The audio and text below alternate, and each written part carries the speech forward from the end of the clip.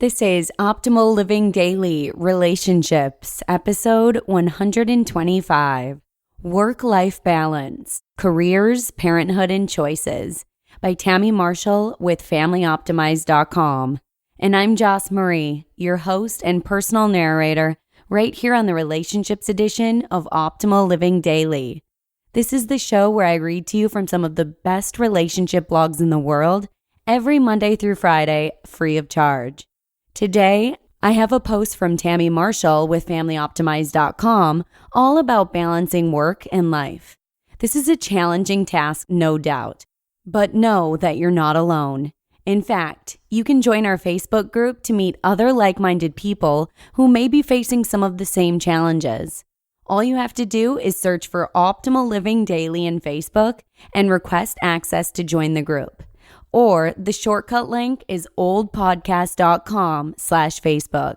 That's oldpodcast.com/Facebook. And with that, let's hear today's post and start optimizing your life. Work-Life Balance, Careers, Parenthood, and Choices by Tammy Marshall with FamilyOptimize.com. Let me begin by stating that I was terrible at balancing work and parenthood. Growing up on a farm, I was raised to be a workhorse. I started working at age 13 and will likely work until my body finally fails me. I've had plenty of kind-hearted advice over the years telling me to relax and just hang out that I simply don't take. There's too many chores that need doing for me to sit around. Well, that's my excuse anyway. When it came to becoming a mom, I fell short in that I didn't fully grasp that there is very little multitasking that can be done between work and parenthood. At least there wasn't for me anyway. Beginning employment at such a young age did catapult me into the world of stay-at-home mom, or SAHM. Leaving the workforce and venturing into freelance came as quite a surprise for some. My intense work ethic caused many to believe I was some sort of career lady who couldn't be bothered with gender roles and mom labeling. They honestly couldn't have been more wrong. I leapt off the corporate ladder and into my tiny farmhouse in front of my stove, barefoot with a baby in arms.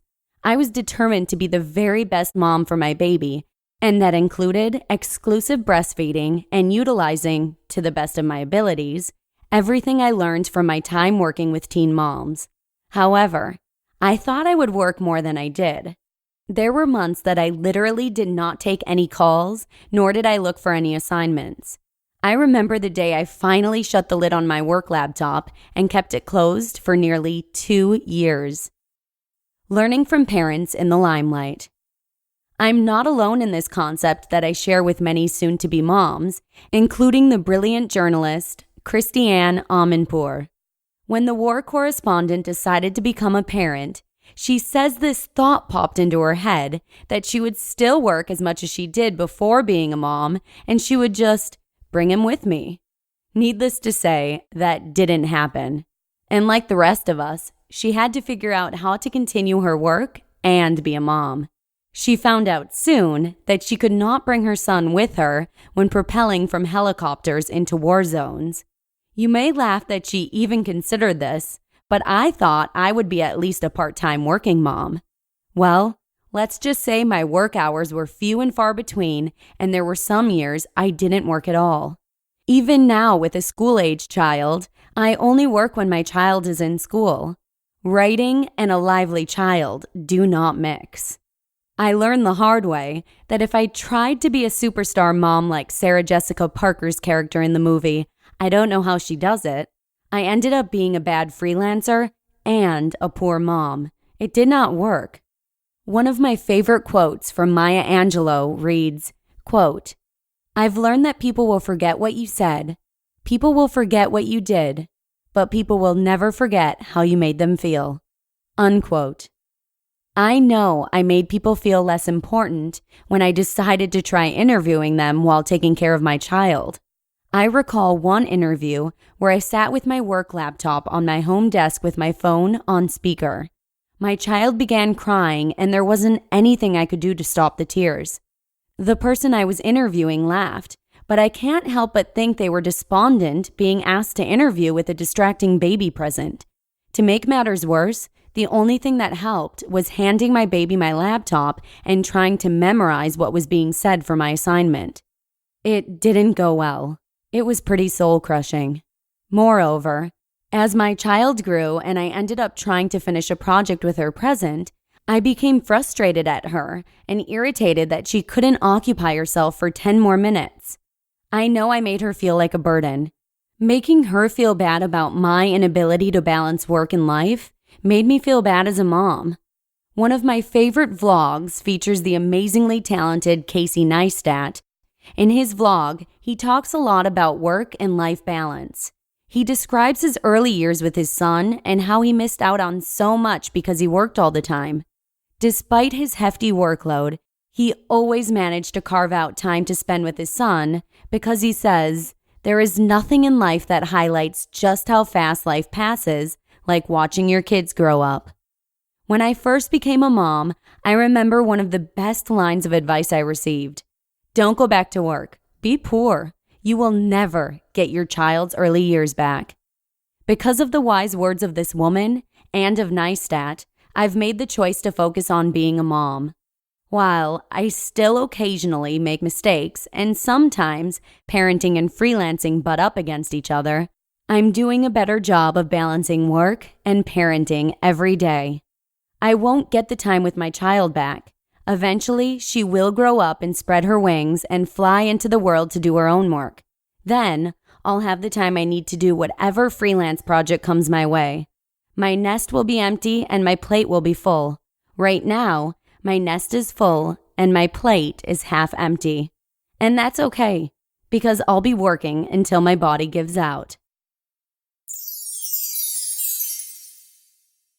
You just listened to the post titled Work-Life Balance, Careers, Parenthood, and Choices by Tammy Marshall with FamilyOptimize.com. Thank you so much to Tammy for letting us share this post with you today. I could not agree more, and I honestly never knew myself how tough it would be to balance work and parenthood while still leaving a little time for myself until we had our son. I know I talk about this occasionally here on the show, but since having Talon, especially early on, I stopped prioritizing time for myself every day. Recently, I'm trying to focus more on me time because I truly believe it makes me a better person, mom, and wife. And as I mentioned briefly last week, I actually took up a new hobby and started taking guitar lessons. It went well. I knew nothing about playing the guitar before my first lesson last week, but now I can officially say I know what a fret is on a guitar, and I'm in the midst of familiarizing myself with each of the chords. I've actually been playing around with my guitar a little every day, and I found it to be a pretty fun hobby for both me and Talon. If nothing else, it seems to be a great escape. Also, if you'd like to talk with any other people who may be facing similar life hurdles, join our Facebook group.